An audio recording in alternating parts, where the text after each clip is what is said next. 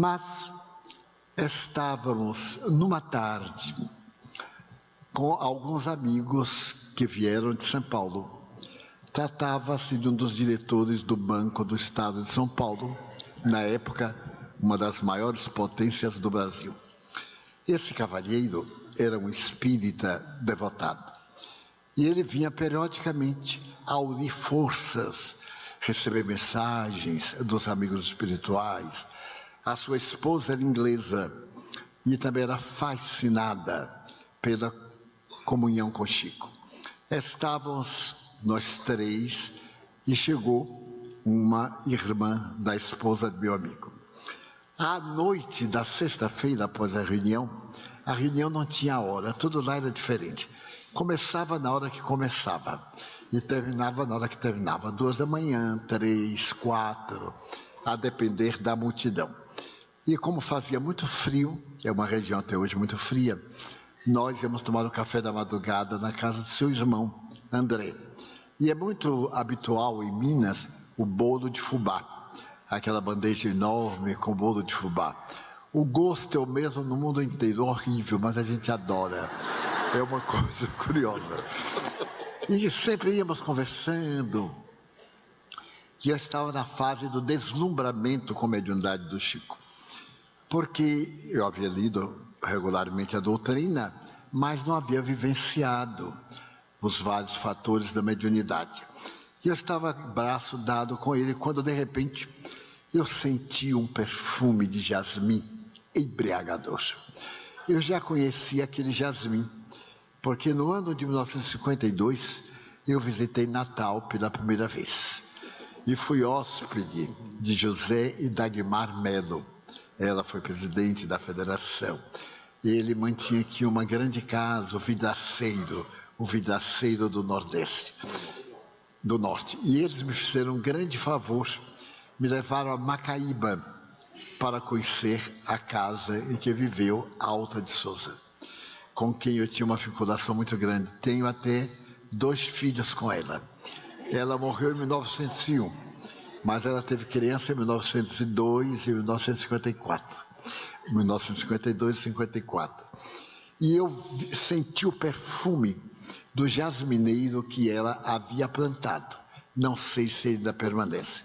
Naquela época, eu, como todo mundo, roubei um galho do jasmineiro e plantei em Salvador. Hoje nós temos uns 500 pés, todos descendentes do jasmineiro de Alta de Souza. E quando ao lado do Chico eu senti o perfume, é um perfume muito especial, eu disse, coisa curiosa, Chico, esse é o perfume do jasmineiro de Alta de Souza. Ele disse, interessante, mas eu não me dei conta que aquela hora, 3 da manhã, de onde pudesse estar vindo esse perfume. E continuamos a rir subitamente. Ele disse assim, mas está vindo de você. Você gosta desse perfume? Ele disse, não, Divaldo, até eu tenho um motivo para não usar perfume. E me contou o motivo. Ele disse, mas que peculiar. E fomos andando. Quando nós estávamos próximos à casa do seu irmão, eu senti um perfume de rosas, mas muito característico, de uma rosa chamada Príncipe Negro, que na época eu cultivava. E é a rosa que eu havia dedicado a Joana de Ângeles. E tem um perfume muito especial. Isso é, mas agora esse perfume é de Joana de Ângeles. Aí eu era muito pateta. Digo, Chico, mas está vindo de você. Eu desconhecia a mediunidade odorífera. Ele disse, não, meu filho, não. Se fosse de mim, seria Detefon.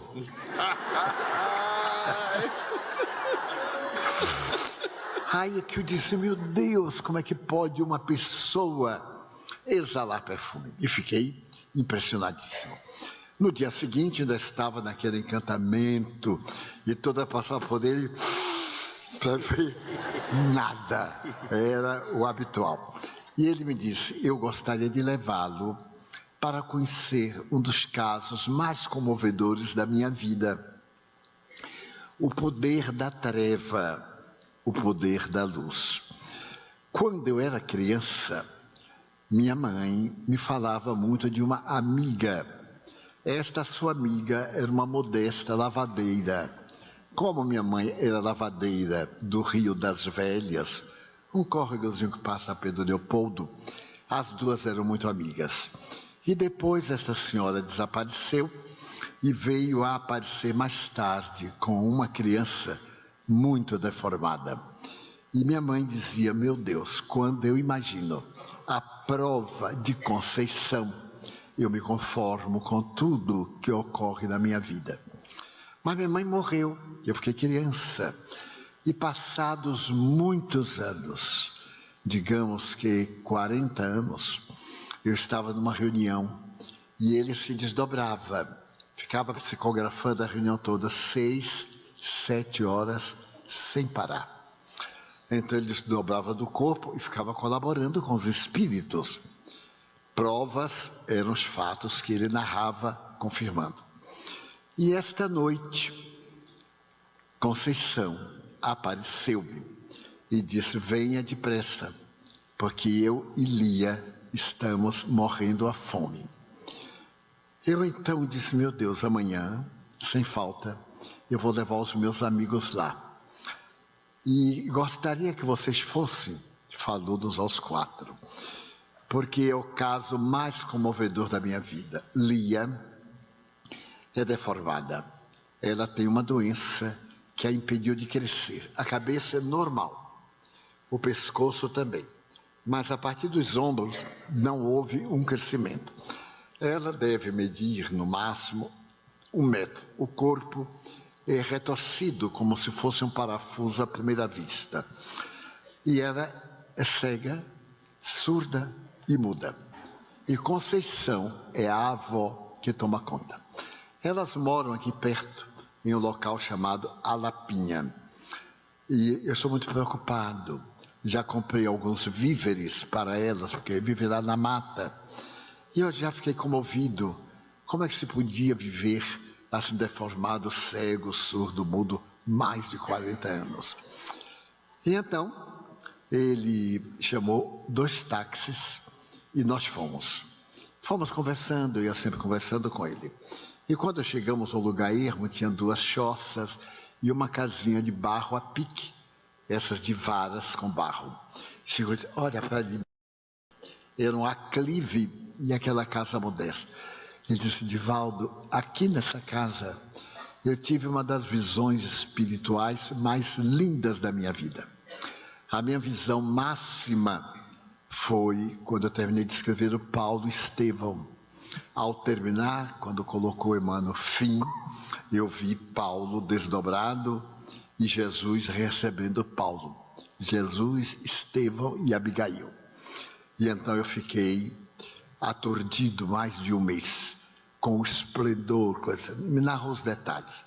Mas, num dia de Natal, há pouco tempo, eu estava muito triste, porque eu sou uma alma sozinha.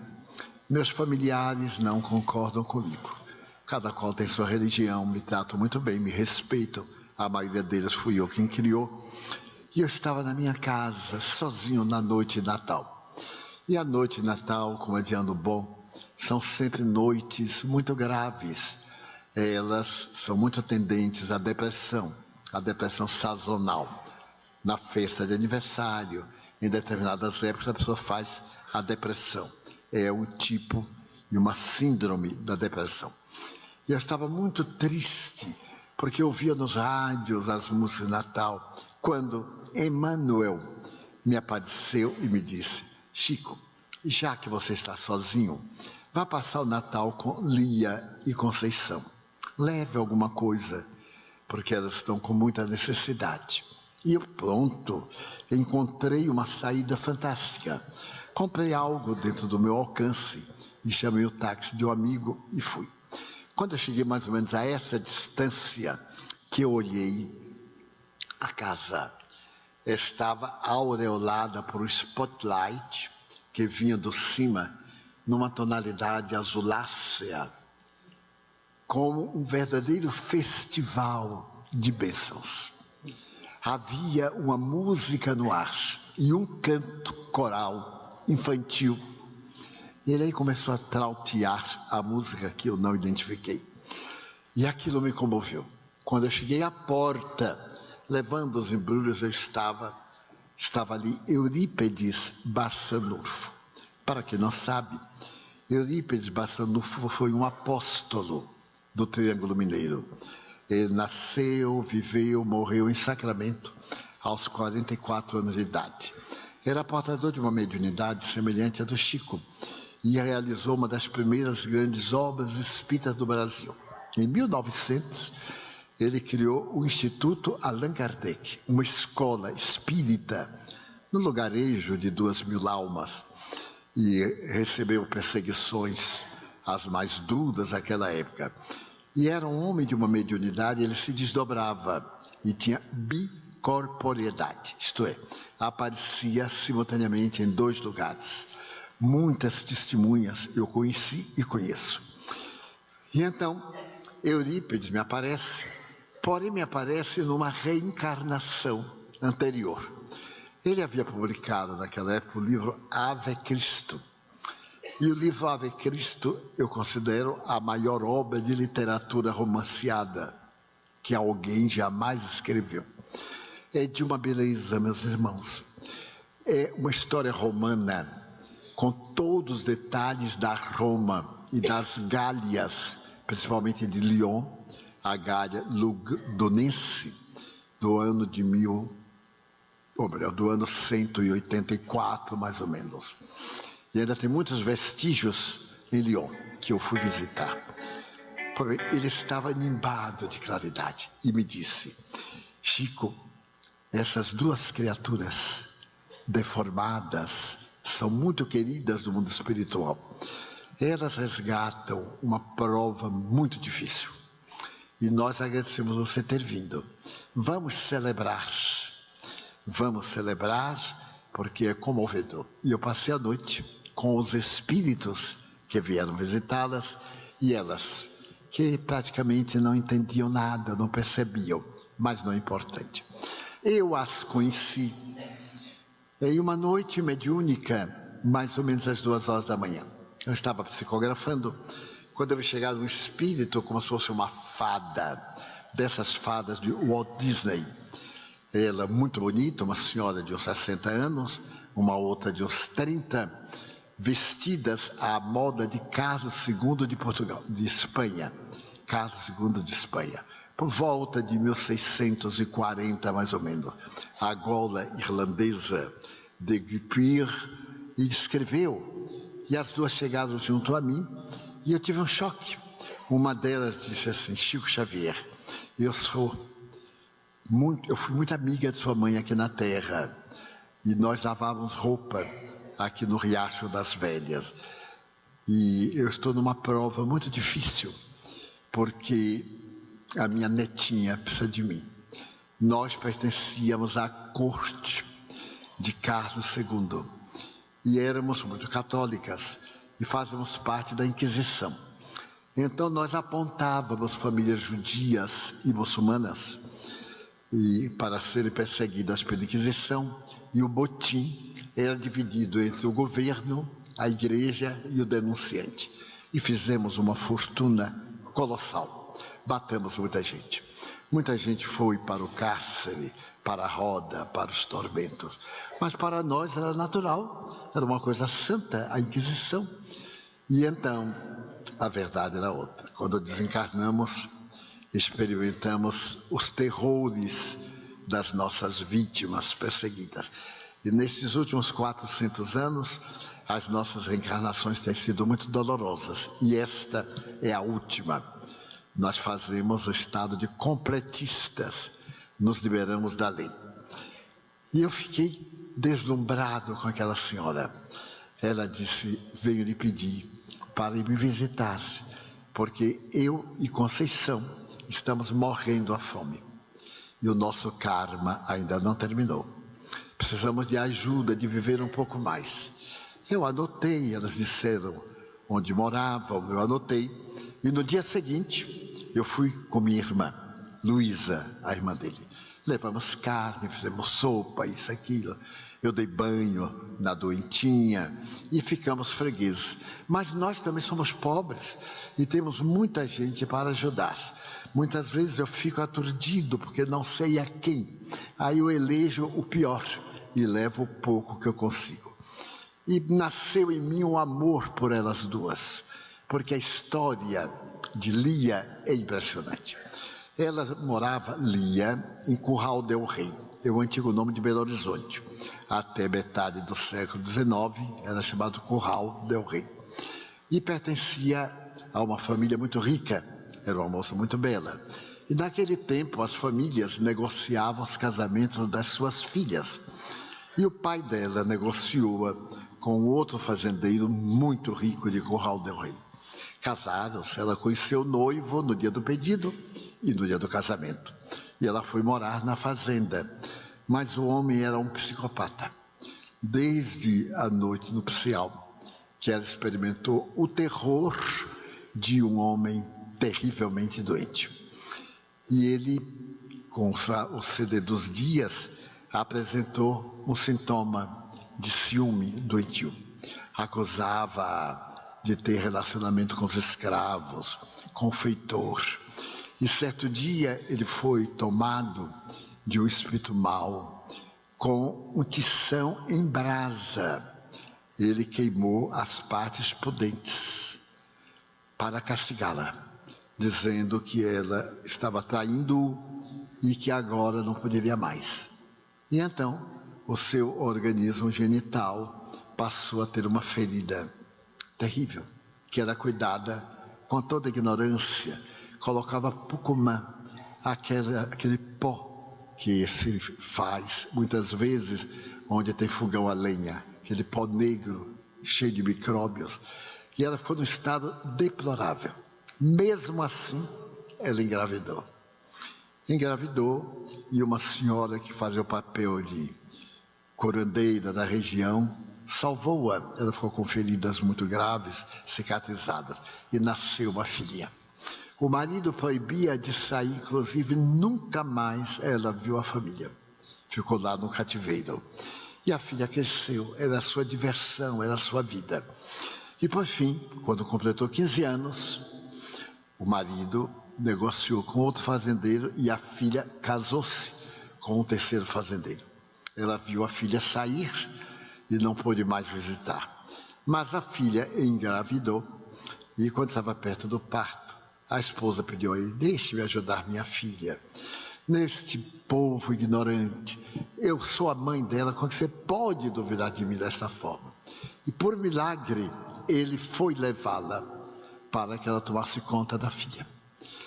Chegou o momento do parto, era um tempo de muita ignorância, o período de resguardo era terrível, a mulher ficava coberta 3 dias e 3 noites para não tomar vento, para não ver luz, a janela do quarto fechada, infecções, a grande noite da ignorância. E nasceu uma menina. Quando a parteira, a paradeira, expressão usada muito em Minas, quando a paradeira viu a menina, ficou apavorada. Era um rosto normal e o corpo retorcido. Então a mãe exigiu vê-la. Quando pegou nos braços que viu, pegou-a e atirou pela janela. A menina foi atirada, caiu lá fora. A avó, vendo aquela coisa, ficou assim, saiu correndo, pegou a netinha e se aproveitou para fugir. E fugiu com a neta. Desapareceu. Desapareceu e se tornou uma lenda. As pessoas contavam que encontraram uma senhora com um bicho, uma criança deformada na mão, pedindo esmola aqui e ali, acolá. Por fim, elas desapareceram, aparecendo como essas lendas muito comuns da época passada da ignorância. Por fim, elas vieram para Pedro Leopoldo. Dona Lia foi lavar roupa, foi ficando idosa e agora ela estava com 95 anos. E a neta estava com 70. Isso ele me contando diante da casa. Mas Divaldo, ela é tão bonita, chique, era uma alma cândida. E disse assim, o cabelo dela é lindo. E eu, com a imaginação, comecei a pensar naquela Rita Hayworth, que havia sido a mulher do século. Nenhuma mulher era como Gilda, que havia feito um filme. E Manivaldo, eu pentei os cabelos dela, eu vi aqueles cabelos sedosos, aquela fantasia da imaginação. E ela me sente psicamente. Eu não digo uma palavra, e quando eu entro, ela começa a se debater e a gritar, a ponto de fazer micção espontânea. E é uma coisa, Divaldo, mas ela é linda, eu estou levando um pente novo. A minha imaginação criou um quadro. Quando nós chegamos, era uma tragédia. Aquela coisa, aquele chão batido, as varas. A cama era de varas. As varas, no sentido horizontal, formavam uma espécie de um gigo para animal. Em cima, os panos velhos, aquele ser coberto com um pedaço de cobertor e o rosto de fora. O cabelo desgreado, horrível o cabelo. Mas eu olhei assim e disse, não, é linda, meu filho. Eu aí fui o mais hipócrita que pode existir. Eu digo assim, que coisa, meu Deus. Mas que coisa. E ele disse, não está achando bonito, não? Eu digo, estou, Chico, uma gracinha. Ainda passei a mão no cabelo. Ele vai quebrar meus dedos, o cabelo estava duro. E ela esperneava, ela gemia, ela chorava. E Chico começou a caminhar, tenha calma, Conceição, eu vim para cá. E a irmã do Chico foi para a cozinha para preparar uma sopa. Ela trazia carne, nós chamamos carne verde, a carne fresca. E a nossa visitante, Dona Luci Pereira de Andrade, o senhor era Antônio Pereira de Andrade, doutor Antônio Pereira de Andrade. Quando viu aquilo, não estava acostumada, ficou estarrecida, hebetada. E a irmã também, ficaram as duas hebetadas. Fazia um frio de desencarnar fantasma. Então, a senhora com aquele vestidozinho de chita, seminua interiormente, arroxeada. Aí, a nossa amiga estava com o casaco de peles. Eu nunca vi nada igual. Tirou o casaco, vestiu da criatura. Aí Chico disse assim, nossa, como você está bonita, Lia.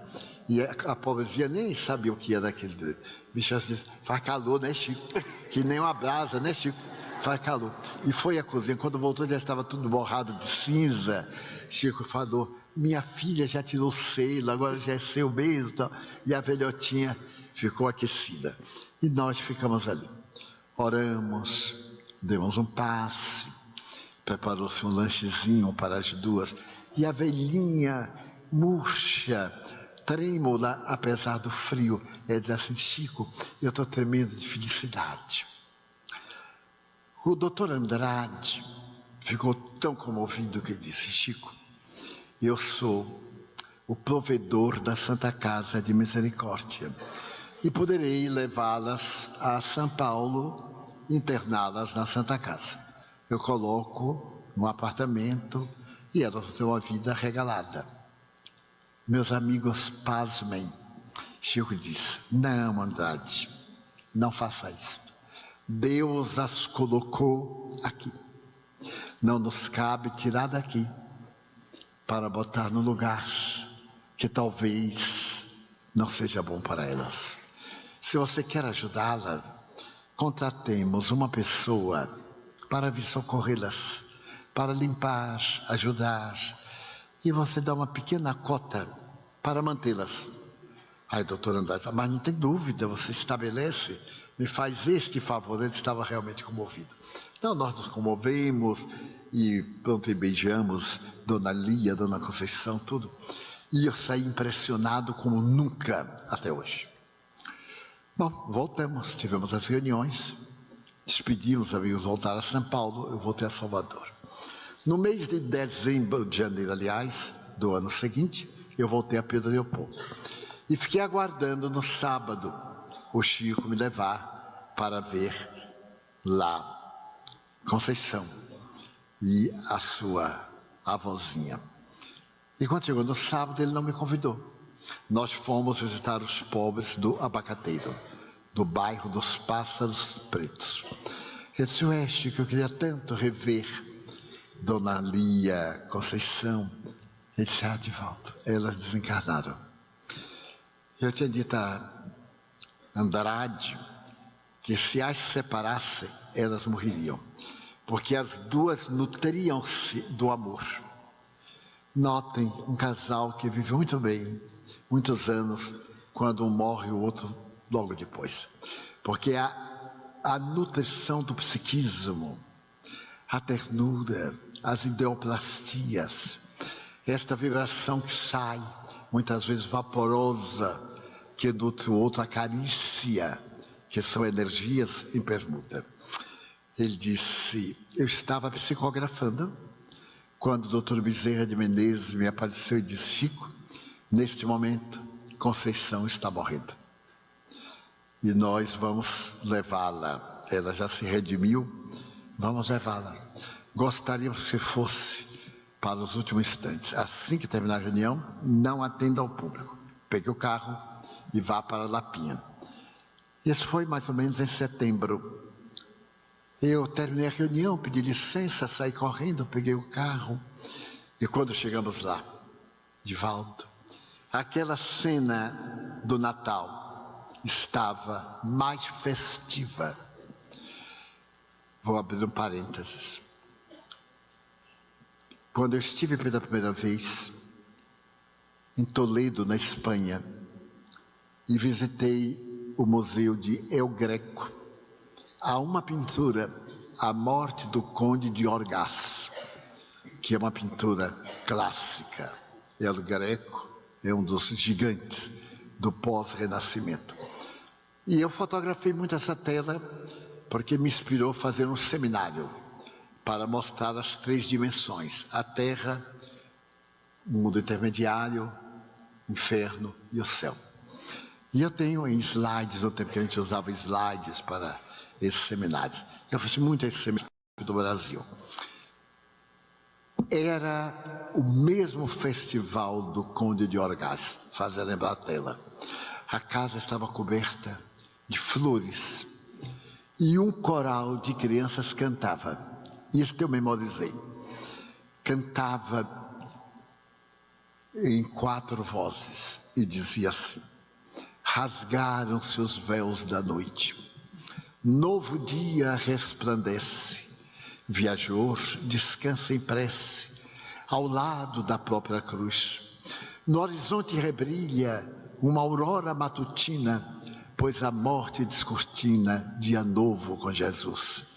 E vinham as outras. Eu memorizei, mas era de uma beleza que ele disse, eu fiquei dominado pelas emoções. Aí entrei e vi no momento que o Dr. Bezerra desprendeu Conceição. Lia, com 96 anos, olhando o desprendimento, mas só tinha visão da matéria. Então, ela morreu e Emmanuel me recomendou providenciar um enterro modesto e levar Lia para Pedro Leopoldo. Eu a trouxe para cá. Arranjei um quartinho muito modesto aqui numa avenida, numa dessas ruazinhas, e fiquei esperando ela morrer. Então ela me disse assim, seu Chico, a minha filha, nessa época era neta, mas ela lembrava da encarnação de Carlos II. A minha filha me faz tanta falta. Somente eu a entendo. A gente conversava pela cabeça, pelo pensamento. Eu falava, ela respondia. Nós nos compreendíamos.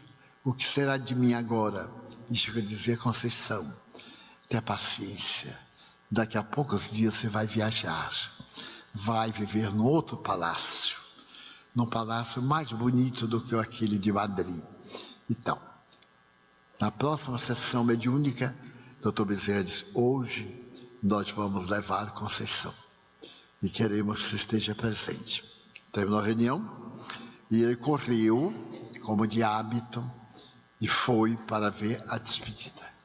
Então, desta vez, Eurípides Barçanufo, apresentando-se como escravo, que foi assassinado por Tassiano. Tassiano era o dono de uma grande chácara em Lyon, nas Gálias, no romance a que me referi, Ave Cristo. O mais lindo livro que eu já vi, que eu já li. E então, Tassiano era filho deste homem que era um grande romano, mas Tassiano era politeísta e o senhor era cristão. E Tassiano veio governar as Gálias por determinação do imperador Diocleciano. E então o pai veio para convertê-lo a Jesus. Veio e criou um pequeno orfanato na região das Gálias e foi trabalhar como jardineiro na casa do filho, que o não reconheceu, ele estava muito desgastado, várias questões políticas de Roma, traição da mulher, ele foi para o presídio, muito doloroso. E quando Tassiano adquire uma febre palustre, ele se dedica de corpo e alma e salva o filho.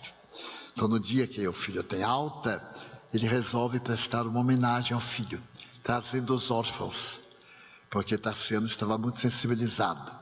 Ele plantou um rosal fantástico e o filho estava ali recebendo as visitas.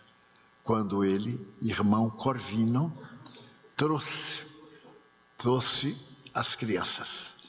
E naquele momento festivo, uma das crianças se destacou e perguntou assim: avôzinho, eu posso fazer aquela história? E o avô disse: pode. Era o Pai Nosso. Quando o menino começou a ler, a cantar, a falar o Pai Nosso, Tassiano teve um susto e mandou soltar os cães amestrados, e os cães mataram umas 10 crianças. Principalmente essa criança que se chamava Silvano, rasgou-lhe o ventre. E o velhinho correu para socorrer, colocou nos braços, a cena é muito pungente. E o velhinho pergunta assim: meu filhinho, o que é que você está sentindo? Ele disse: Jesus, estou sentindo Jesus. Está doendo? Ele disse: não, estou com frio. E morre nos braços. E Tassiano pega e manda pôr o pai num cátare, no presídio, onde o pai vai morrer mais tarde. Então, são essas cenas. E esse escravo, que foi também condenado, mais tarde se reencarna como Eurípides Barçanufo. Eu vejo pessoas lutando para terem sido nobres, para terem sido reis, rainhas. Não foi vantagem nenhuma. Vantagem foi ter sido ama, escravo, guardiães, ajudantes, que estão hoje bem, e os grandes, os poderosos estão hoje na miséria que fazem jus. Então, aparece com um número secto de espíritos nobres e libertam a pobrezinha da idosa, que desperta lúcida, perfeitamente lúcida, recupera a memória ancestral e vai para o mundo dos espíritos. Naquela semana, ela deu uma mensagem através de Chico Xavier. Essa mensagem é de uma beleza ímpar.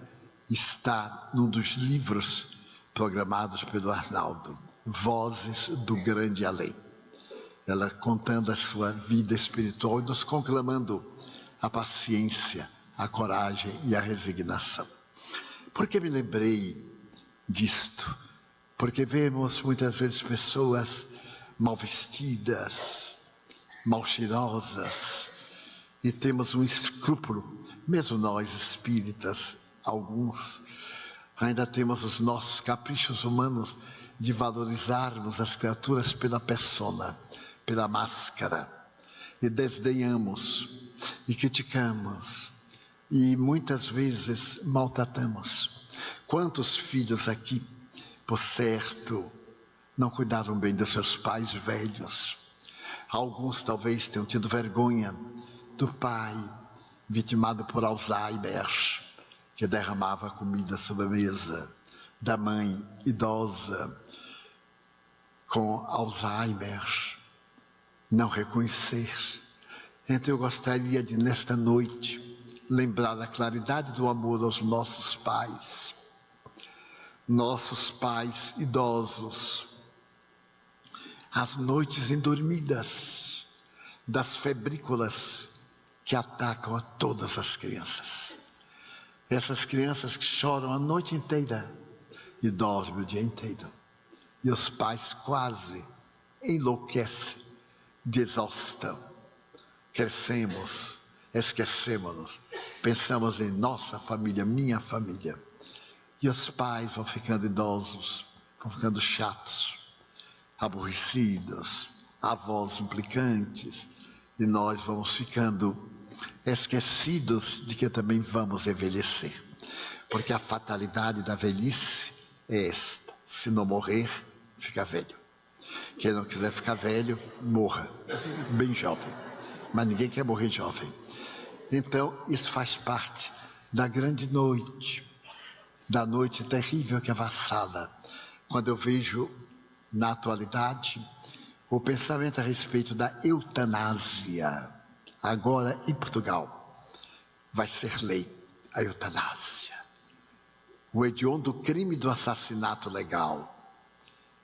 A eutanásia, que tem sido discussão médica desde o século XVIII, em que uma parte médica nobre diz que a função da medicina é dar pelo menos dias melhores ao paciente, não é matar. E nós estamos tornando todo mundo um grande cemitério de eutanasiados. Suíça, Holanda, Inglaterra, França, todos aplicam eutanásia indiscriminadamente. Principalmente a idosos que têm casa, que têm dinheiro e estão demorando de morrer. Os herdeiros facilitam a herança pela eutanásia. E o mundo fica mais sombrio, mais escuro, mais terrível. Eu tenho a honra de ter meu pai morrido nos meus braços. A última coisa, ele me olhou com a vista já da espiritualidade e me perguntou: meu filho, você já perdoou? E ele, para o mundo que eu conheci, ele disse: as surras que eu lhe dei, porque eu apanhei mais do que cachorro Lulu. Porque eu tinha mediunidade e meu pai implicava.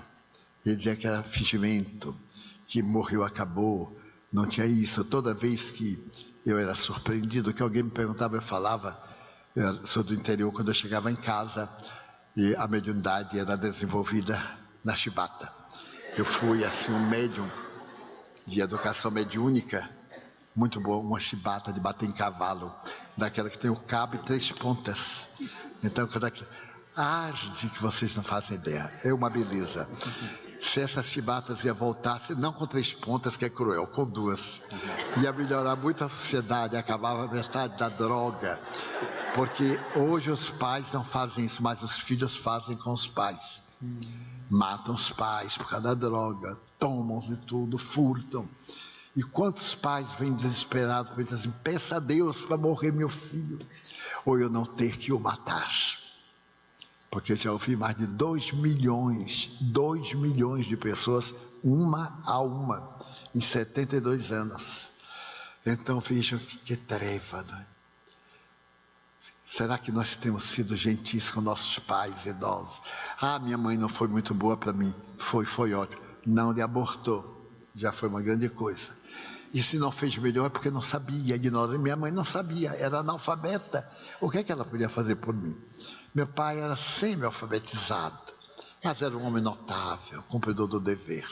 Nunca nos faltou nada. Qualquer coisa ele nos educava. Lá em casa, há 70 anos já tínhamos um psicólogo, tinha um psicoterapeuta pendurado atrás da porta. Qualquer coisa ele dizia assim: vá. E a gente já ficava bom na ida. Quando ia buscar o psicoterapeuta, já ficava curado. Depois da terapia, e ninguém ficou de mal com ele, 13 filhos. Mas ele morreu nos meus braços e me disse assim: meu filho, me perdoe. Ele disse: mas pai, o senhor foi fantástico. O senhor me educou para as surras que o mundo tem me dado. Porque o mundo bate em todos nós, todos nós. de uma forma ou de outra. Hoje eu tenho resistência, muita resistência. Para dores físicas, eu me acho um elefante.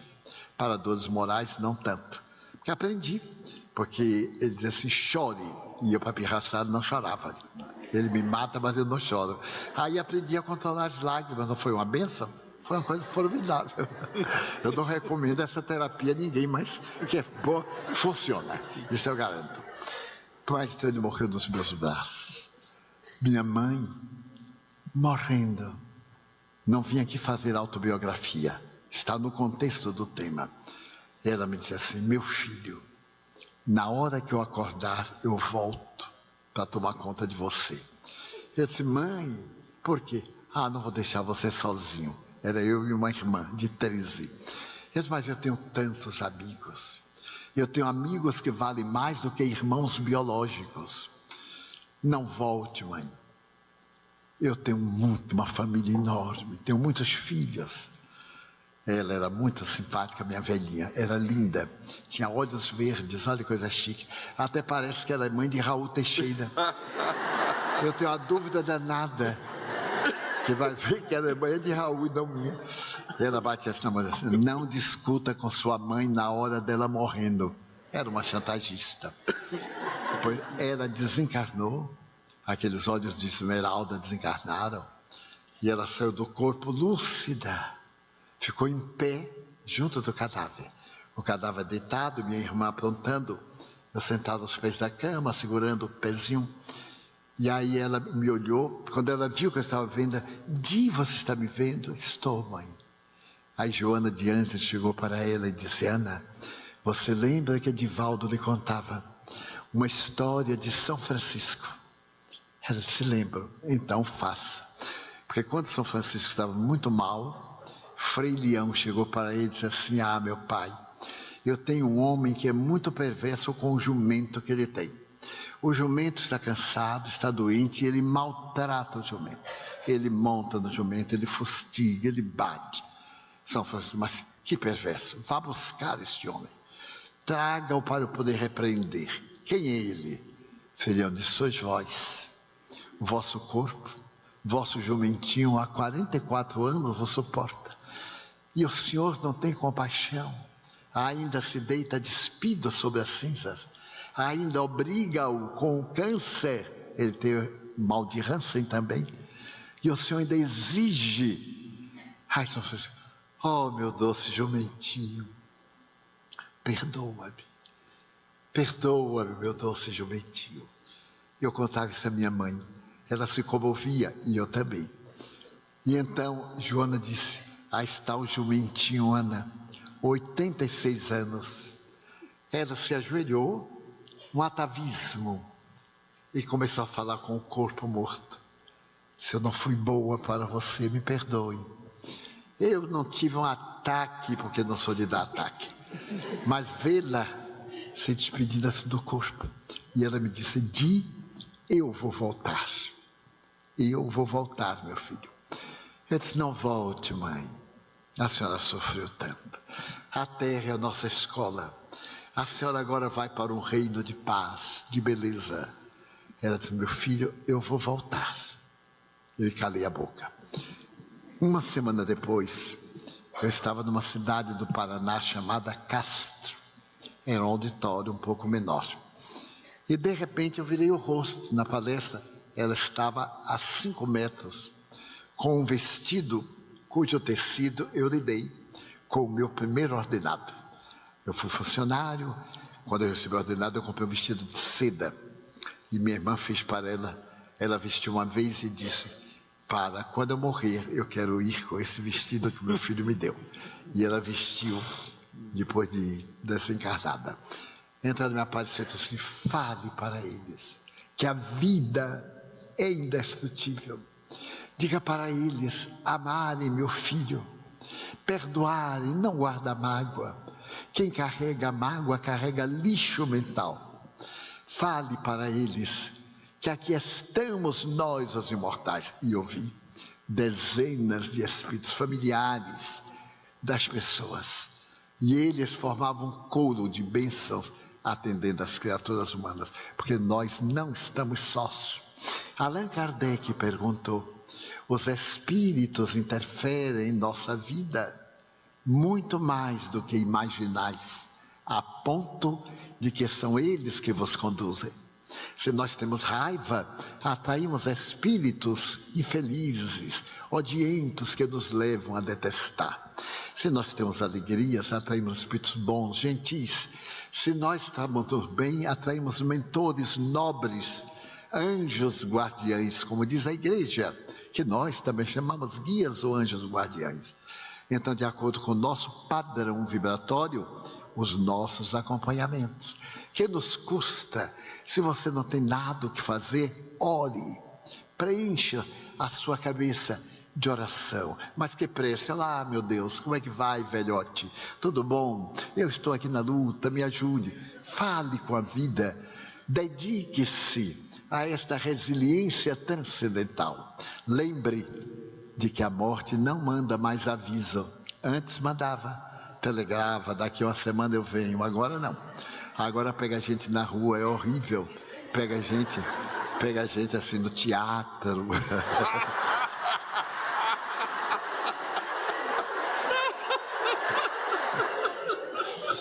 O médico e tudo. Eu ando preparado. Eu estava assistindo uma conferência de um religioso no Canadá para 1000 jovens. Ele de pé, e ele disse assim: porque a nossa vida é muito tênue. Aí ele caiu morto. Vocês devem ter visto isso na internet, no Facebook. Que coisa. Eu de vez em quando digo assim: porque a gente pode morrer a qualquer hora. E digo para mim assim: que não seja a minha hora. Mas a gente não pode programar. E no fato de morrer, que bom quando a gente está bem.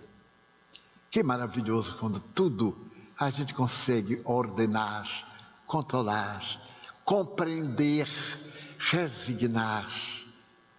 Acender uma luz na escuridão.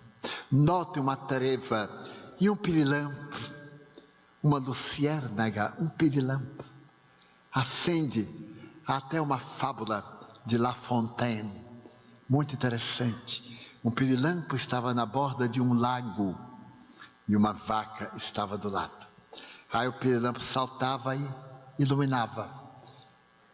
Aí a vaca olhou para o lado e tinha um sapo. E a vaca disse para o sapo: olá, irmão, hein? Nós somos tão grandes, mas não brilhamos. O sapo disse: mas este miserávelzinho, eu vou apagar a luz dele. Jogou peçonha sobre o pirilampo. O pirilampo disse: por que você faz isto? Ele disse: porque tu brilhas. Notem, aqueles que têm inveja de nós, hein? Tu brilhas e eu não. O pirilampo sorriu, bateu as asas e continuou brilhando. E o sapo continuou sapo. Então não deixemos que a baba peçonhenta dos sapos empanem o brilho da nossa luz. E sejamos nós a luz que brilha na escuridão. Porque há muita gente necessitando de uma réstia de luz. Então, desde aquele dia, minha mãe passou a me aparecer, principalmente quando eu viajo. E ela é muito romântica. Às vezes eu me deitar tarde da noite, cansado, me jogo na cama e ela faz: Di, já orou? Eu digo: mãe, estou chegando agora, calma. E ela sorri: meu filho, ore, você vai viajar na barca de Caronte, até ficou oculta, não sei como. E não sabe se amanhã você vai despertar além do Letes, o rio que Caronte levava as almas para o outro lado. Quando eu desperto pela manhã e as minhas hérnias dão lições horríveis, ela faz: meu filho já orou. Eu digo: não tive tempo, as hérnias ainda não deixaram. Tenha paciência, deixa eu me livrar da hérnia primeiro para depois eu orar. Ela diz: você vai viajar nos braços do sol e não sabe se vai chegar ao crepúsculo. Eu digo: nossa, que coisa, não tenha pressa. Então, esses sentimentos bem puros, antes eu falei um pouco técnico, agora eu quero falar o coração. desta noite. Amar aqueles que nos amaram, que nos deram o melhor de si, mas também aqueles que nos criaram problemas. Deus me deu a honra de ter muitos problemas, ter encontrado muitos problemas. Ninguém chega a 92 anos de idade sem passar praticamente por tudo, mas passar muito bem. Tenho inimigos, porque Deus tem, mas não sou inimigo de ninguém. Pode me fazer o que fizer. Eu brigo um pouco antes. Fico latindo, falo mal, e depois eu perdoo. Primeiro eu descarrego, depois eu perdoo. Minha irmã dizia que isso não é verdade, não, que isso é falta de vergonha. Ela possuía um outro código de ética. Era muito interessante, minha irmã, era um temperamento muito forte. E quando alguém fazia qualquer coisa que ela não gostava que fizessem comigo, ela disse assim: você tem que ficar de mal. Eu disse: mas por que eu tenho que ficar de mal? A pessoa não gosta de você, diz: então já basta. Mas não vou ficar de mal, falta de vergonha. Isso não é, Jesus não está mandando, não. Jesus quer que a gente seja corajoso. Quando não gostar, que mande para o inferno durante várias encarnações. Eu digo assim, é um código novo, né? É um novo evangelho. E eu tenho um filho adotivo, que ele é médico e é a pessoa das mais gozadas. Ele, quando está com raiva, ele faz assim: tio, evangelho à parte, mete o pau na pessoa. Agora o evangelho pode voltar. Então, vamos tornar o nosso mundo de sombras um mundo de luz encantadora. Porque nós, todos nós, necessitamos do amor. A pessoa que não ama está doente. Tem uma problemática na área da afetividade. E ainda não se dispôs a romper, tem medo de amar. Eu li uma obra também desse mesmo autor americano, Rollo May, em que ele dizia que as pessoas têm medo de amar. E eu não acreditei. Eu disse: cara, ninguém tem medo de amar, imagina. Mas eu comecei a perguntar a meus amigos, a fazer uma enquete. Eu digo: então, o que é que você acha do amor? Na atualidade, não me deixa eu prender por ninguém. Ninguém merece o meu amor. Eu digo: mas como não merece?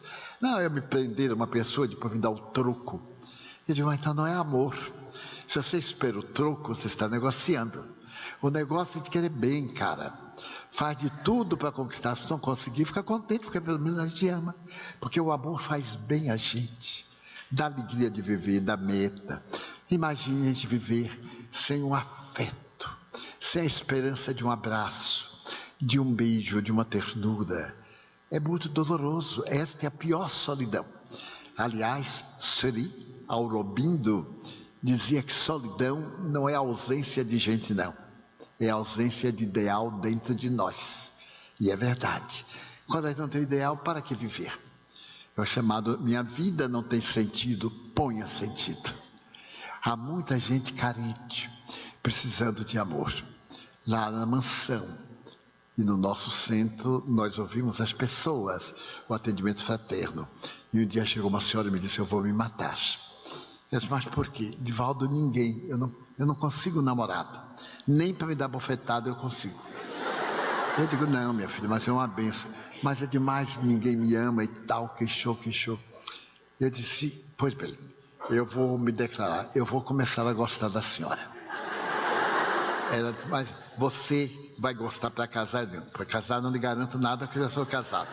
Sou casado com o espiritismo, aí fica feio, 2 chapéus, fica ridículo. Então ela disse: mas a minha vida, e eu fiquei muito penalizado. E eu disse para ela: quando a senhora vai se matar? Ela disse: agora, amanhã, hoje, eu vim falar com você porque eu te quero muito bem. E aí chorou muito, eu também chorei, eu não deixo ninguém chorar. Se chorar, eu choro também. Porque chorar sozinho não dá. Quando ela terminou, quando acabou, disse assim: se eu lhe pedir uma semana, a senhora vai morrer hoje ou amanhã? Que diferença faz morrer segunda-feira?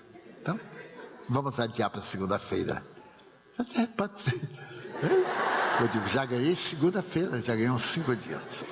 Venha comigo para a Mansão do Caminho. Eu tenho lá tanta gente precisando de amor. Vem tanta gente sofrida, velhinhas solitárias, quer tomar conta dos netos e as filhas. Estão pelo mundo. Tem crianças que não sabem o nome da mãe, nem do pai. Uma criança me disse assim: tio, eu sou a pessoa mais infeliz do mundo. Uma menina linda. Eu disse: mas por que, minha filha? Eu não tenho ninguém. Eu disse: como? Você não tem ninguém? Não. Eu digo: e eu, o que é que faço? Não, é diferente. Eu entendi o que ela queria dizer, mas aí eu apertei. Então, não, realmente minha vida não vale nada, né? Mas eu dei a minha vida para tomar conta de você. Seu tio Nilson, nós temos aqui 40 tias que tomamos conta das casas. Isso não vale nada. Só vale se for uma mãe cachaceira, que apanha do sujeito todo dia. Aí vale que é minha mãe, é da minha carne. Então isso vale. Realmente você não tem ninguém. Ela tomou um choque. Disse: mas tio, é isso que você quer. Sua mãe me deu você, botou aqui na lata do lixo. Mas ela fez por amor, porque ela viu que não podia cuidar de você e disse: se eu der para Edivaldo, ele vai cuidar. E eu cuidei, até agora. Você é linda, parece muito comigo, é linda, entenderam? Hereditariedade. E então, minha filha, você quer ter, olhe a ausência do abandono, né? A marca profunda. E nós lhe demos carinho e damos, já é mãe dobrada. Eu digo: então faça com sua filha o que sua mãe não fez com você. Mas então cada um dos nossos filhos, 684, tem mais ou menos essa história. E eu disse para a senhora: venha me ajudar, venha amá-los. Eles nunca lhe vão dar nada, nem eu quero. O que é que eles podem me dar? O que podem me dar é o que estou dando a eles, não quero. E de fato, alguns saíram, nunca me telefonaram, nunca mandaram cartão de Natal, nunca mandaram postal. Um dia eu encontrei um e ele disse assim: tio, lembra de mim? Eu digo: lembro, é claro. O senhor perdoe eu não lhe escrever? Eu digo: não, meu filho, você não lembra de mim, eu também não lembro de você. Ele começou a chorar. Sabe o que é, tio? Eu tenho vergonha, eu tenho constrangimento, porque cada alma é uma alma. Lembra do que eu falei antes? Diante de uma alma, a tese de Jung: pode ter a sabedoria que tiveres, nós estamos diante de uma alma. As almas somos abismos intransponíveis, nem nós conhecemos. Muita coisa em nossa vida depende do momento. Eu a todo dia me digo: não me permita um momento infeliz. No momento infeliz a gente perde tudo. Tem um surto de loucura, uma ira, um ódio, uma perda. Nossa mente é tão delicada. Este equilíbrio a que chamamos normalidade não existe. Pergunta para o psiquiatra: todos nós somos um tanto quanto. Então o equilíbrio é exatamente este peso da lógica com a razão e com o respeito às leis estabelecidas. Isso é a normalidade. Mas basta alguém pisar no pé, já uma descarga de adrenalina, e a gente perde a razão e comete um crime. Quantos crimes são cometidos no momento infeliz? Eu visitei muito penitenciária, muito. Depois não pude mais, o tempo não me permitiu. Quantos assassinos me revelaram? Ai, se fosse hoje. Hoje pensam diferente. Então a nossa proposta da luz nas trevas é: não permitam a escuridão. Acendam uma luz, a luz da bondade, a luz da esperança. Joana de Ângeles me diz: nunca deixe ninguém sair de você sem levar um pouco de você. Um sorriso. Quem é que não pode dar um sorriso? Um aperto de mão, uma palavra gentil, uma esperança. Mas não deixe sair sem levar algo de você. Numa vida longa eu tenho visto isso e tenho encontrado as respostas no mundo inteiro em situações muito difíceis, situações no exterior muito difíceis. Encontrei sempre alguém. Certa feita em Londres, um fiscal aduaneiro implicou comigo. Ele estava revistando e eu levava uma importância para a Mansão do Caminho e declarei, felizmente eu declarei: Ele disse, mas é proibido por lei, o senhor só pode levar até $10.000. E devia ter uns 12 ou 15. Eu disse, eu sei, mas o senhor acha que eu ia rasgar e jogar fora? Não. Nós temos uma casa, peguei o computador, mostrei e abri, e deram. Então eu estou levando. Então ele me disse assim, o senhor terá que passar ali. E esse é em inglês, hein? Imagine o que eu falei para esse homem em inglês. Só Deus e ele é que sabe. Então tem que passar ali, o senhor vai ficar retido. Eu olhei bem para o homem, bem. E disse assim, primeiro, eu não vou ficar retido. Eu sou um mensageiro da paz. Eu tenho um título de representante da paz no mundo. E estou em paz. Pago a multa, pago o que for. Mas a soberba dos senhores eu não vou aceitar. Porque a minha missão é desarmar os maus e soberbos. Então os bons espíritos chegam e a coisa vai adiante. E ele terminou me dando um abraço. Outra feita na Alemanha, eu levava os livros traduzidos para vender. Sempre levei.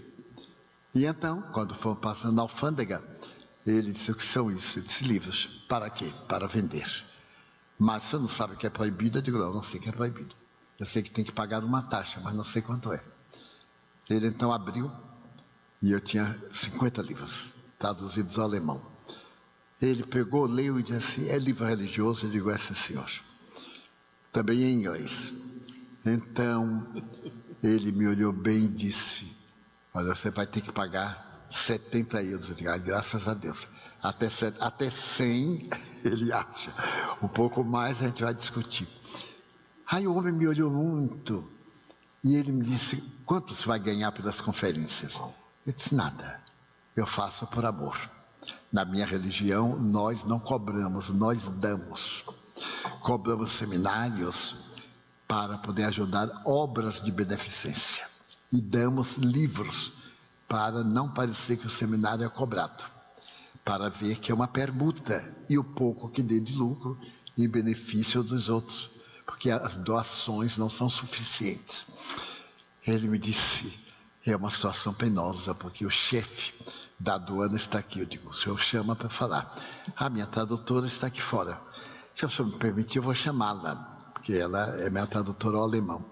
Pois o homem ficou tão magnetizado que ele disse, pois não, pode chamar. É proibido entrar uma pessoa na parte interna.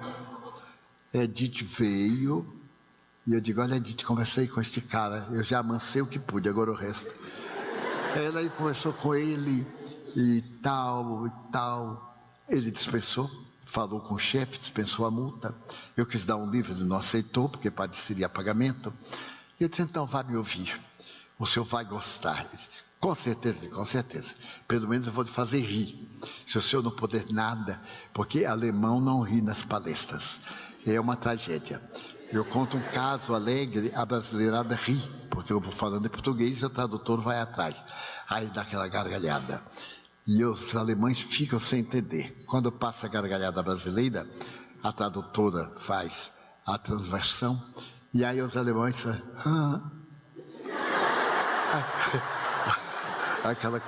eu garanto que o senhor vai rir. E hoje eu boto os brutos para rir, gargalhadas baianas.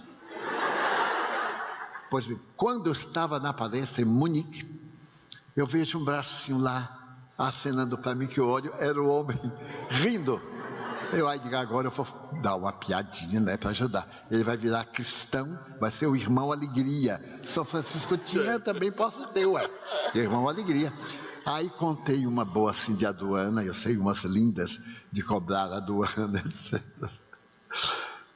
Pois bem, ele então riu, vimos, deixei-o e ele hoje frequenta a turminha, porque nós nascemos para fazer o outro feliz, para envolver em ternura e esperança. Tanta gente pessimista, como foi a primeira parte da mensagem, mas agora otimista, a parte final que nós vamos levar para casa. E vou concluir com um fato que eu já contei aqui há muitos anos em um outro seminário. Quando eu dispunha de mais tempo, eu atendia moribundos. Mas hoje a Mansão é uma pequena cidade nós atendemos mais de 5.000 pessoas por dia. Somente crianças são 3.550, desde uma maternidade até o curso médio, e vamos entrar dentro de 2 anos a criar uma universidade, um curso superior. E então não tem tempo nem de rezar. Mas naquele tempo eu tinha, e morava num bairro muito modesto, e quando morria alguns dos nossos clientes, sempre mandavam me chamar para ouvir as palavras finais. Era muito comum. E certo dia, alguém bateu a porta de nossa casa. Era uma senhora afrodescendente que estava morrendo e morava no meu bairro, o bairro do Uruguai. A invasão nos pântanos. No Recife é chamado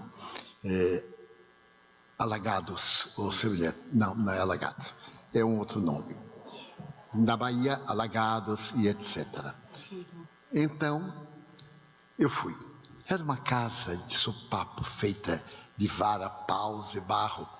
E era uma senhora negra, afrodescendente, muito bonita, e que aplicava passes maravilhosos. E ela estava morrendo de tuberculose. Então ela me disse, a mim e ao Nilson, estou morrendo, meu irmão, e quero lhe contar os meus segredos. Porque eu nunca perguntei nada, nunca pergunto nada a ninguém.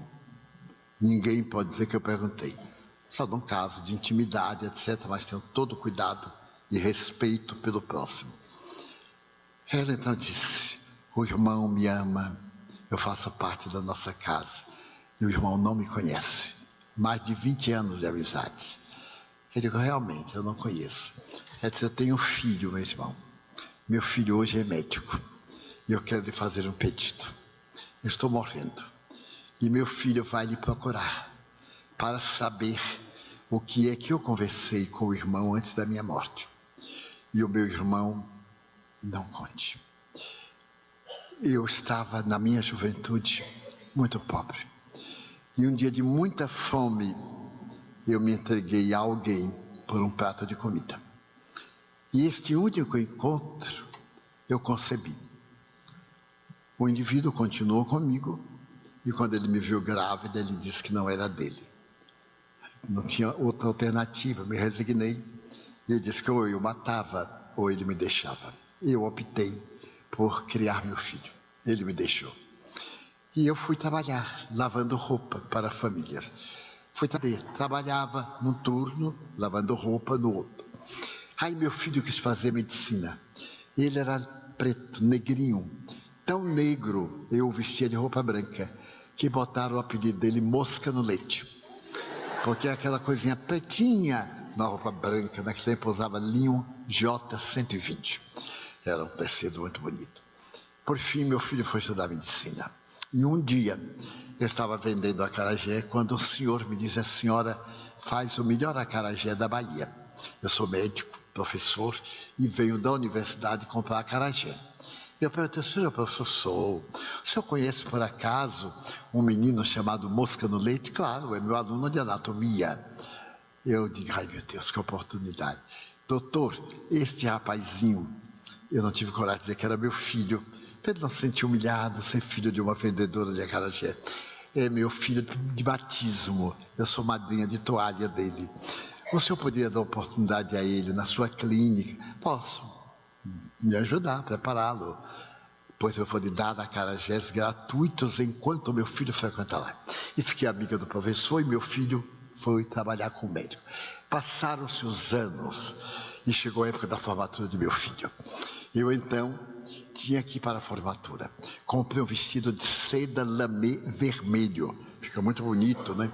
Comprei 2 pares de sapato com salto, porque eu só usava tamanco. E quando eu botei o primeiro salto, eu caí. Aí eu comprei um para treinar e o outro para calçado da formatura. Mandei fazer o vestido vermelho com a flor amarela enorme aqui, porque numa negra ficava muito bonito. Espichei o cabelo. Agora o cabelo é sombrio. Naquela época eles pichavam a ferro, espichei o cabelo, aquela coisa. E então, o meu irmão, pode imaginar, comprei o anel de formatura, era rubi, era pedra, médico era verde. comprei a pedra verde, a esmeralda para meu filho, guardei, aluguei um carro para nos levar no dia. E à véspera, meu filho lindo, irmão Divaldo, meu filho chegou e disse: mamãe, eu tenho 2 pedidos para lhe fazer. Pois não, meu filho. Eu estava na frente do espelho, me ajeitando e via-o pelo espelho. Mamãe, eu queria lhe pedir para você não ir. Por quê, meu filho? Não, mamãe, pela nossa condição social, racial. Eu tenho medo que alguém lhe humilhe, eu não ficaria bem.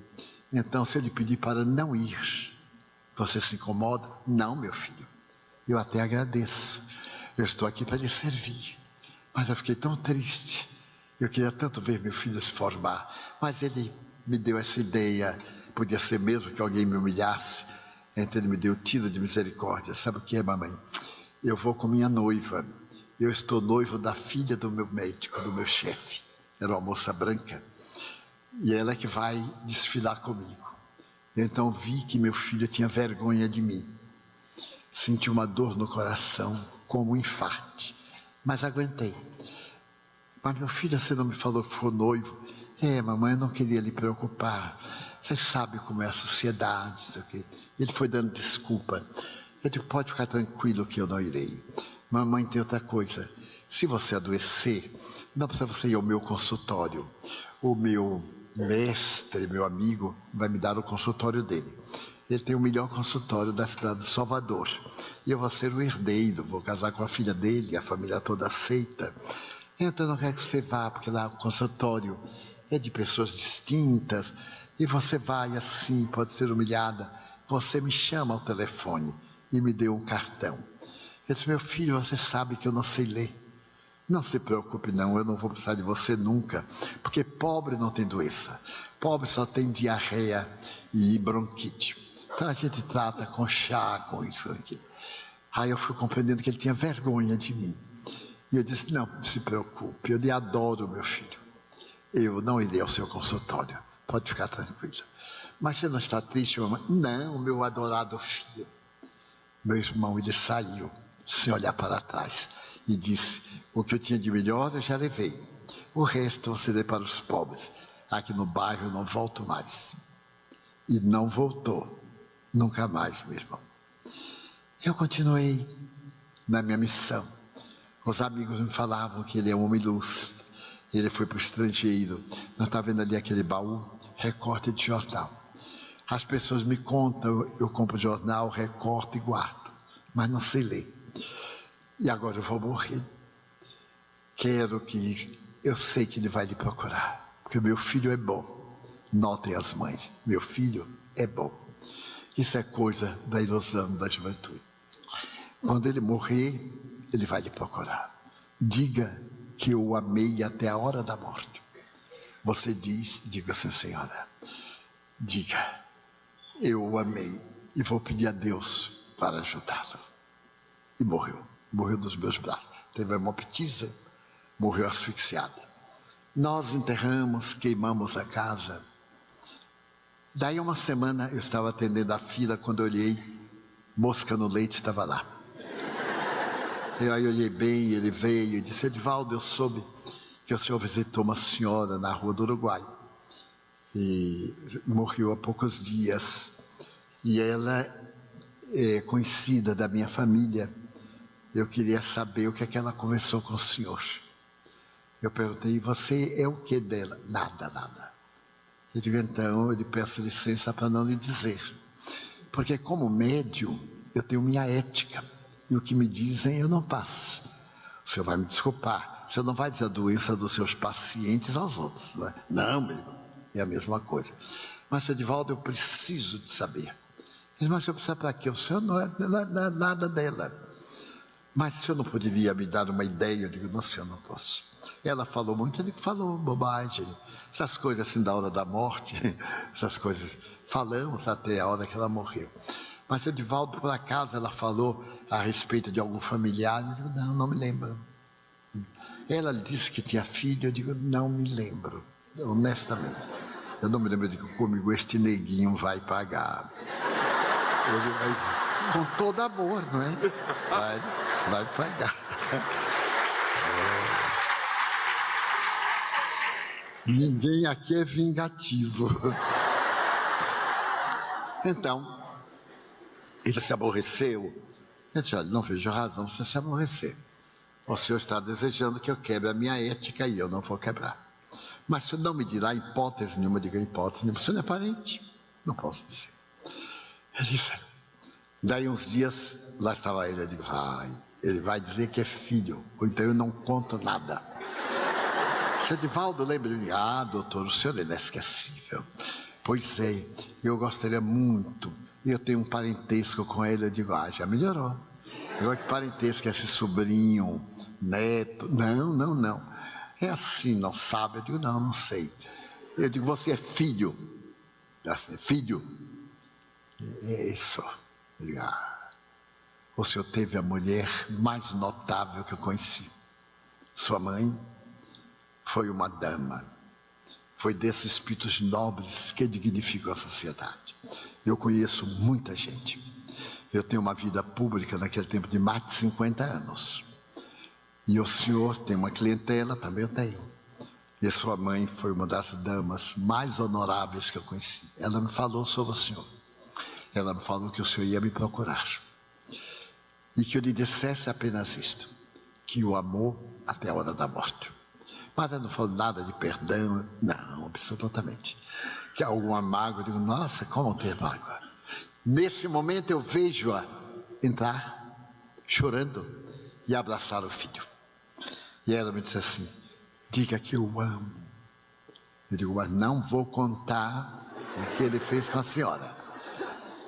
E ela, acarinhando ele, eu digo, olha, ela comentou que o senhor depois se casou, não teve mais facilidade de voltar, a situação mudou muito, o senhor teve que tomar conta também do seu sogro adoentado, o senhor recebeu o consultório dele, teve filhos, tudo isso, mas que ela o adorou até a hora da morte. Ele me abraçou e me disse assim, na doutrina que o senhor prega, há perdão? Eu digo, a nossa vida é o eterno perdoar. Então, seu Edivaldo, eu fui um filho péssimo. Eu tinha vergonha de minha mãe, porque eu me tornei um médico brilhante, mas o problema da nossa epiderme, e eu tinha um desgosto tremendo e até uma certa mágoa de ter sido filho dela. Eu disse, são as ilusões, meu amigo. Hoje ela está no reino dos céus e nós estamos aqui na labuta difícil. Ele disse, quanto eu me arrependo não ter vivido. Quanta fome ela passou para me manter na faculdade. Ele disse, eu imagino. Ele disse, o que é que eu posso fazer? Eu digo, a casa que ela morava, eu queimei. Porque é uma casa de tuberculose. Mas o terreno está lá. O senhor poderia levantar uma clínica em homenagem a ela. Clínica Dona Fulana de Tal. E uma vez por semana ia atender os pobres do bairro. O senhor disse que não voltaria por causa da sua clientela, mas agora o senhor vai voluntariamente. Ele disse, isso me redime? Me redime. Ele começou a frequentar. Foi comigo. Nilson, que tinha áreas de arquiteto, engendrou a clínica. Ele construiu a clínica. Começou a atender. E há uma semana, mais ou menos, uns 10 dias, nós estivemos no bairro para acompanhar o Dr. Juan, que ia para fazer uma conferência no bairro que tem, entre muitas, um centro espírita. E eu me lembrei tanto desta mulher extraordinária e deste homem, porque ele se tornou o médico dos miseráveis. Já estava economicamente muito bem, fechou o consultório dele, e até a hora da desencarnação, ele era mais velho do que eu, ele continuou lá atendendo, e a clínica continua funcionando, em nome dela. A luz na escuridão, a luz do amor na escuridão.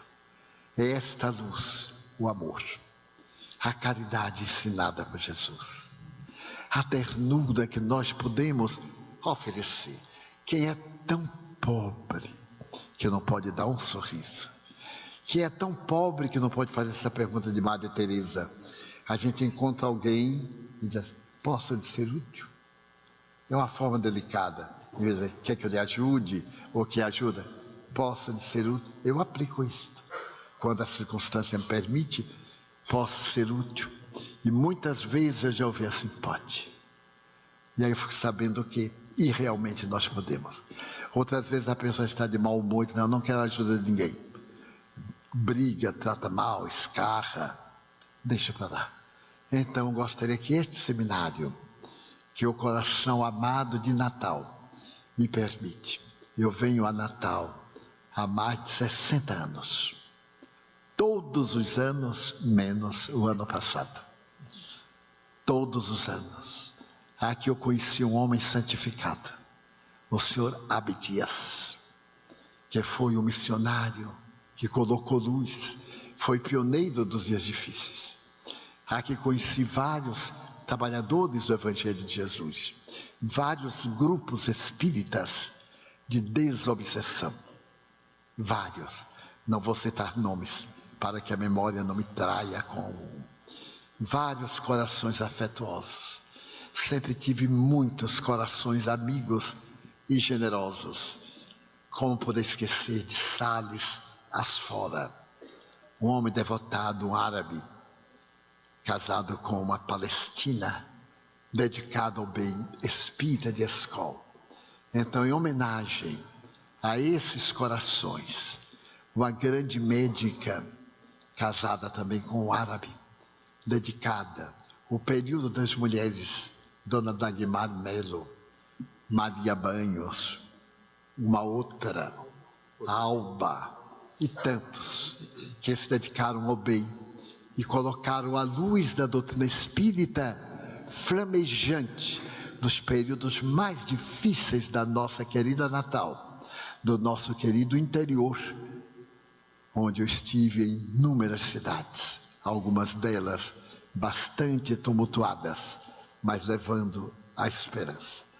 Então gostaria de pedir a Deus que nos envolva em paz, que saiamos hoje um pouco diferentes e que não reclamemos de nada, porque nós temos tanto, Deus nos deu tanto, que não necessitamos de nada. Então que nós possamos dizer, meu Deus, muito obrigado por tudo que me deste, por tudo que me dás. Muito obrigado pelo ar, pelo pão, pela paz. Muito obrigado, Senhor, pelos olhos meus, que me permitem ver o céu, a terra e o mar, a ave ligeira que corre fagueira pelo céu de anil, e as flores verdes em tonalidades mil. Muito obrigado, Senhor, porque diante da minha visão, eu vejo aqueles que são cegos e vivem na escuridão, tropeçam na multidão, choram na solidão. Eu oro por eles, porque eu sei que depois desta vida, na outra lida, eles também enxergarão. Muito obrigado, Senhor, pelos ouvidos meus, que me foram dados por Deus, ouvidos que ouvem o tamborilar da chuva no telheiro, a melodia do vento nos ramos do almeiro, as lágrimas que choram dos olhos do mundo inteiro, ouvidos que ouvem a música do povo que chora do morro, na praça cantar, a melodia dos imortais, que se ouve uma vez e não se esquece nunca mais. Pela minha faculdade de ouvir, pelos surdos eu te quero pedir, porque eu sei que depois desta prova, na vida nova, eles também cantarão. Obrigado pela minha voz e pela sua voz, pela voz que canta, que ensina, que alfabetiza, que legisla, que trauteia uma canção, e que o teu nome profere com dúlcida emoção. Diante da minha melodia, eu quero rogar por aqueles que sofrem de afasia. Eles não cantam de noite, eles não falam de dia. Oro por eles, porque eu sei que depois desta prova da vida nova cantarão. Obrigado pelas minhas mãos, mãos que aram, que semeiam, que agasalham, mãos que tiram angústia, mãos que atendem a dor, o sofrimento, o desamor, pelas mãos de filosofia, pelas mãos de cirurgias, de poesias, de psicografias, pelas mãos de sinfonias, pelas mãos que atendem a velhice, a dor, o desamor, pelas mãos que no seio embalam o corpo de um filho alheio sem receio, e pelos pés que me levam a andar sem reclamar. Muito obrigado, Senhor, porque eu posso bailar diante do meu corpo perfeito. Eu te quero louvar, porque eu vejo na terra aleijados, amputados, marcados, que não podem caminhar. Eu oro por eles, porque eu sei que depois desta expiação, da outra reencarnação, eles também bailarão. Muito obrigado, por fim, pelo meu lar. É tão maravilhoso ter um lar. Não importa se é uma mansão, se é um ninho, um bangalô, se é uma casa no caminho, um duplex, seja o que for, mas que dentro dele exista a figura do amor. Amor de mãe, ou de pai, de mulher, ou de marido, de amigo ou de irmão. A presença de alguém que me dê a mão, porque é muito triste viver na solidão.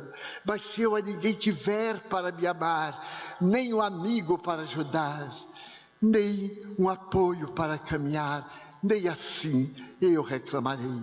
Pelo contrário, direi: obrigado, Senhor, já que eu não tenho lar, nem um cão, nem um gato para me acompanhar. Eu quero te agradecer porque nasci.